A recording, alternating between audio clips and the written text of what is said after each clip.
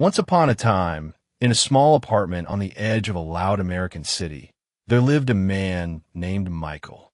Michael wasn't special. He wasn't rich. He wasn't famous.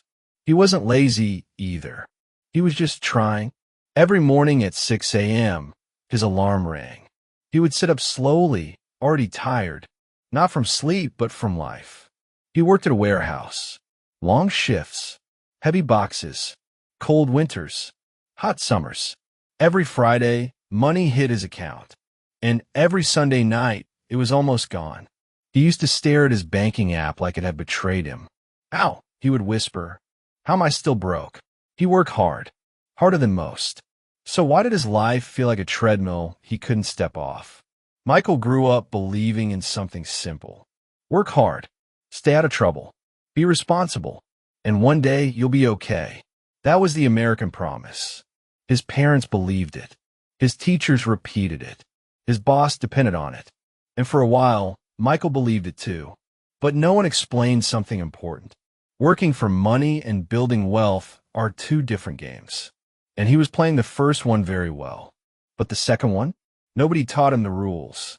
Michael made enough to survive. Enough for rent. Enough for food. Enough for Netflix and a new pair of sneakers every few months. Not enough to save much. Not enough to invest. Not enough to breathe easy. But just enough not to panic. And that's the dangerous part. When you're desperate, you change. When you're comfortable, you adjust. You say things like, "It could be worse. At least I have a job." Everyone struggles. Years passed quietly. Birthdays came and went. But his bank account stayed the same. One year, Michael got a raise. It wasn't huge, but felt good. He celebrated. He upgraded his car. Nothing fancy, just newer. Then he moved to a slightly better apartment. Then came the bigger TV. He told himself, "I'm leveling up." But his savings didn't grow.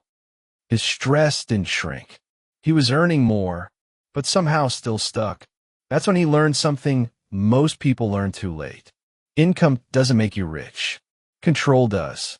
Every time his money increased, his lifestyle increased faster. And he didn't even notice it happening. Deep down, Michael had ideas. He thought about starting a small side business. He thought about investing. He thought about learning new skills. But every time he got serious, fear showed up. What if I fail? What if I lose money? What if I look stupid? So instead of acting, he researched. He watched videos. He read comments. He waited. Waiting feels safe. But waiting slowly steals your future. Months turned into years. And his dreams stayed in his head. One night, something shifted. There was no dramatic event. No tragedy. Just a quiet moment. Michael was sitting alone at his kitchen table, bills spread out in front of him. He realized something that hit him hard. If nothing changes, this will be my life forever. That thought scared him more than failure ever did. Forever. Forever stressed. Forever almost there. And for the first time, he didn't blame the job. He didn't blame the economy. He looked at himself, not with shame, but with honesty.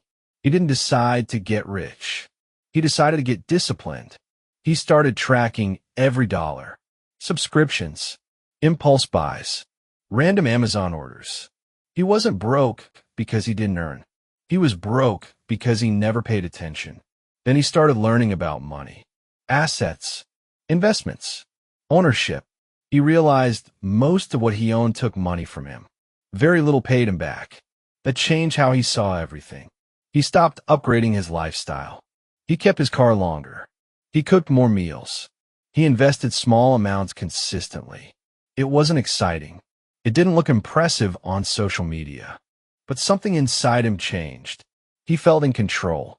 He built an emergency fund. Then small investments started growing. Then a side income began to form. It was slow, painfully slow, but it was real. And real progress feels different. It feels steady. Here's the hard truth. Most people don't stay broke because they're incapable. They stay broke because they chase comfort. They fear risk.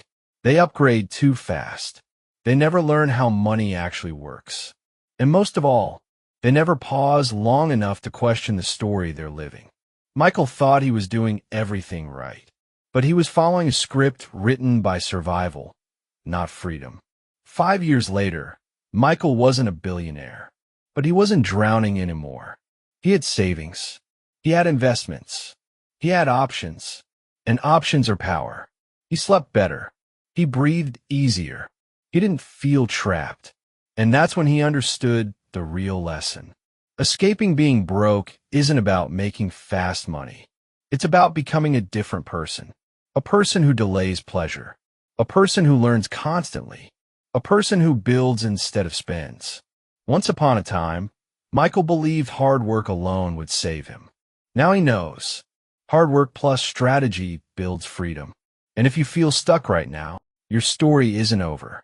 Once upon a time is just the beginning. The real question is, how do you want your story to end?